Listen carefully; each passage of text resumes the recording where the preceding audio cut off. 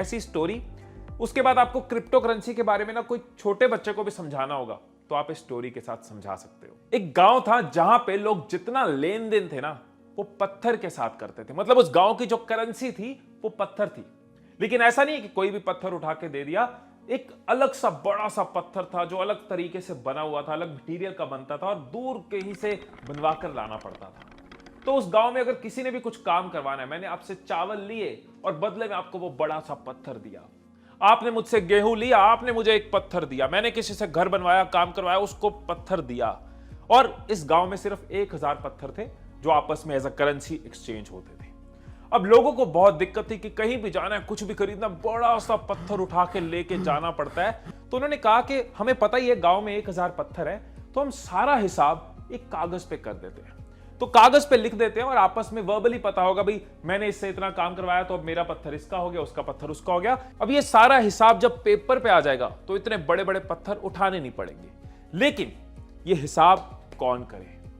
तो उन्होंने गांव के प्रधान से बात करी। प्रधान ने कहा कोई बात नहीं, मैं एक मुंशी ले आता हूं, उस मुंशी पे मैं नजर रखूंगा। वो मुंशी के पास हम सब कुछ लिखवा देंगे, किसके पास कितने पत्थर हैं, और जब भी कोई एक्सचेंज होगा बस वो कागज पे लिखते जाएंगे, उसको लिखवाते जाएंगे। अब इस गांव का पूरा हिसाब किताब मुंशी के पास है, प्रधान के पास है। उनको सब पता है किसके पास कितना पैसा है, कौन अमीर है, कौन गरीब है, किसके घर में क्या चल रहा है। सारा हिसाब उन दो लोगों के पास आ गया।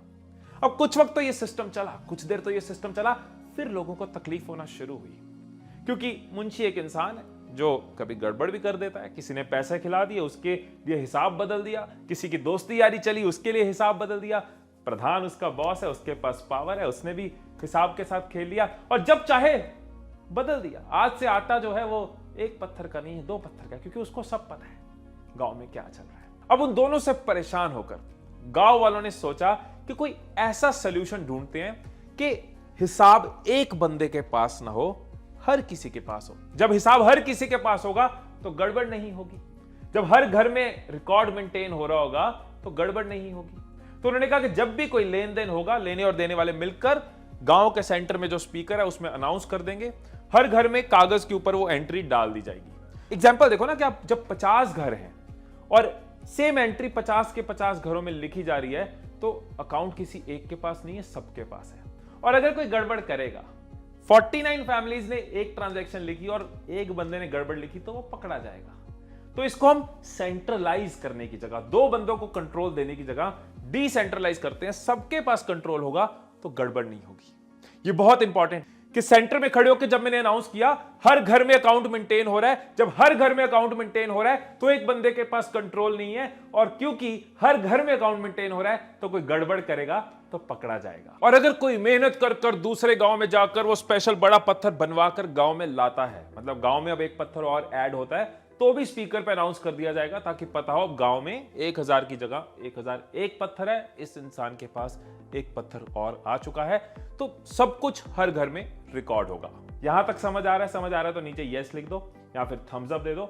आगे चलते अब इस कहानी के साथ आप समझोगे कि बिटकॉइन क्या है, बिटकॉइन के पीछे की टेक्नोलॉजी ब्लॉकचेन क्या है और इसको बनाने का जो प्रोसेस है माइनिंग वो क्या है। अब 2008 में सातोशी नाकामोटो ने भी वही प्रॉब्लम फील करी जब गांव वाले फील कर रहे थे कि यार मेरा पैसा है, मेरी मेहनत की कमाई है, इसके बारे में बैंक में बैठे लोगों को क्यों पता हो, हर किसी को मेरा हिसाब क्यों पता हो, गवर्नमेंट में बैठे लोगों को क्यों पता हो, और किसी और के पास पावर क्यों हो कि बैठे बैठे इंटरेस्ट रेट घटा दिया, मेरे पैसे की वैल्यू बढ़ा दी घटा दी, बैठे बैठे मेरी इन्वेस्टमेंट्स के साथ खेल लिया, ये तो मेरी इनकम है, why should someone else have the right.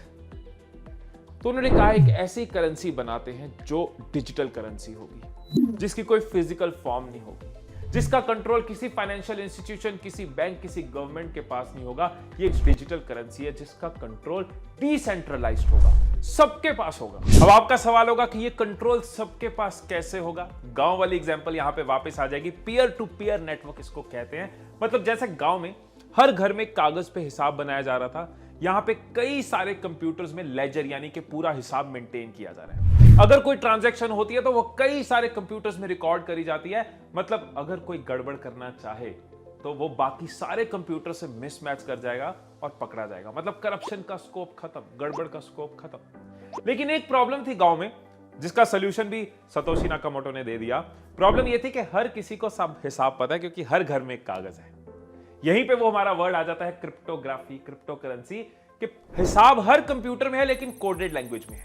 एक बार फिर से एक लाइन में बोल रहा हूं कि एक डिजिटल करेंसी है जिसका हिसाब हर सिस्टम में मेंटेन हो रहा है लेकिन कोडेड लैंग्वेज में हो रहा है। मतलब एक बंदा एक बैंक मेंटेन नहीं कर रहा, सब मेंटेन कर रहे हैं, लेकिन किसी को खबर नहीं है कि किसके पास कितना पैसा है, क्योंकि उनके सामने कोडेड लैंग्वेज है।